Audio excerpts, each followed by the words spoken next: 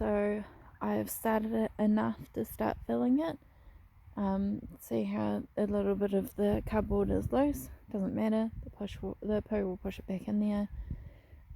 I've double layered most of the cardboard. Make sure you get the corners really well, that's important. They will eventually start rotting through. The more insulated it is, the better. Of course, Demi's helping again, very helpful girl. And I like to try and keep the Waratahs below the pallet line if possible.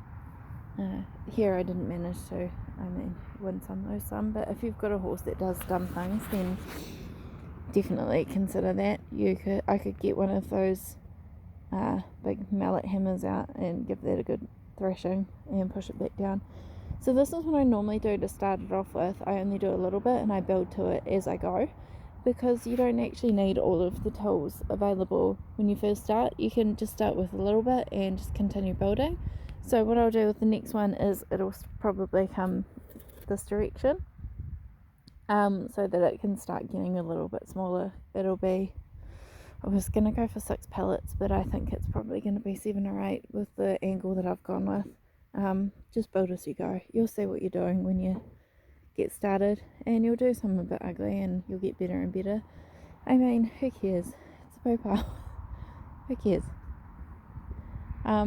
Another thing is, if you are planning on planting in this, just be conscious of how far you can reach. There's no way you can reach the middle of this.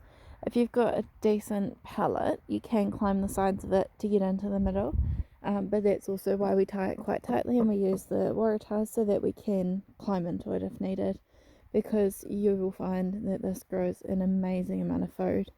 It's absolutely spectacular. It is so good in spring because the heat of it stops the frost from setting and it gives the plant's roots nice and good warmth to get going.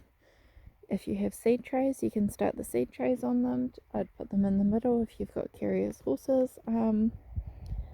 Yeah, I find it to be a really tidy way of looking after the poo pile. If you've got a tractor, you can get someone to empty it with the tractor as well, which is awesome. If you don't, it's not that horrific to pull it out by hand.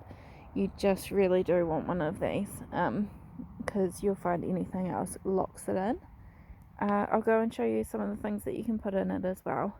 I think I mentioned old burn piles. You can use the ash in there. This has got quite a bit of stone in it, but I've had some that are more ashy. That one over there looks a bit better. So ash is really good.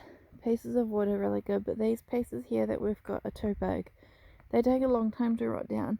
Doesn't mean to say you can't put it in. It means to say that once you start emptying out the pallets, you'll find that they're still basically intact, so you need to put them into another compost pile, and that would probably be a few years to get rid of that at least. So it's probably better to go for smaller pieces, but wood's good. If you've got wood chip, sawdust, anything like that, that's all good.